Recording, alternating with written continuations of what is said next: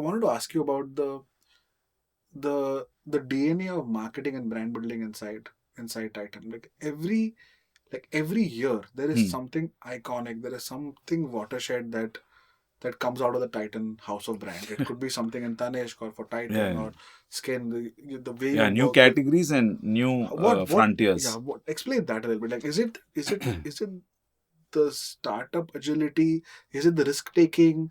Is there genuinely a creative bent of mind that has been honed and built out in Hmm. uh, Titan that is very it's not common to see this in large companies, but how So does the that happen? DNA of Titan has been set right from Mr. Desai's time. He's the DNA. So that whole culture of innovation, bringing new value, freshness in thinking, and non-hierarchical creative. We were always design driven.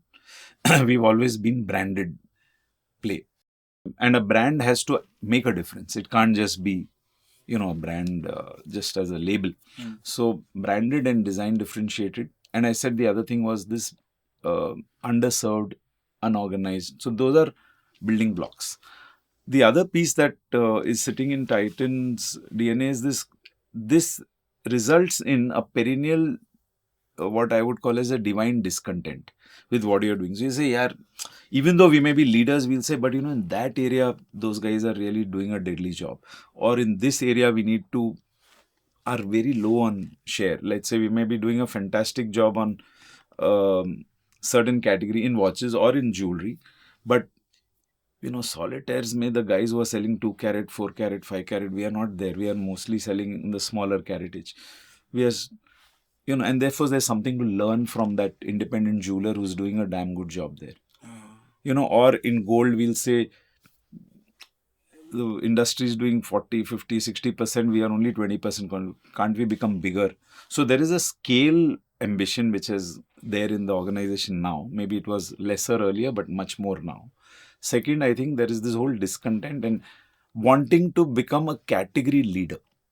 And if you have to be a category leader, you need to lead the customer. You Correct. can't be doing what others are doing. You have to actually go 2 steps ahead. And therefore, That's a that, very valuable thing. Correct. so you go after the customer and where she is evolving, then only then can you be a leader. Otherwise, you're a follower. So while the discontent may come from the fact that we are not yet serving this segment fully, or that leadership, the need to become a leader there and create value, that is encoded. And therefore, even in, let's say, watches or even in eyewear, a lot of innovation. And now what's happened is, because there are so many divisions in the company, there's watches, jewelry, eyewear, accessories, saris, international is a separate division, and now bags, we've come out with earth bags. There is a healthy competition, not for scale and profit so much within the division, as much as where are we breaking new ground. So it's not said so, but we applaud each other. We would also say, "Hamara division ne kya kiya?" Even in jewelry, we have Tanishq, we have Mia, we have Zoya, we have Carrot Lane. It's an acquired company. So Mia team will say, we are so small compared to Tanishq. Now, what does Mia do which will catch the imagination of people, internal and external? Correct. It's not just for, of course, customers, the main reason why we exist, but also internally, I have a pride, ki Mia did something unique, or Zoya, which is such a small but luxury play. But can Zoya be a source of pride for the jewelry business? So that feeling is there. So much so that Tanishq will say, okay, if Zoya is doing this, how come I'm not serving an adjacent category in that high values?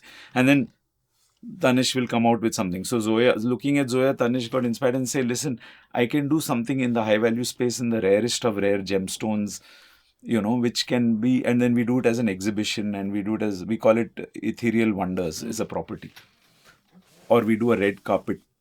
So even while Zoya is doing this, Tanishq with his might is doing something else and drawing inspiration from Zoya.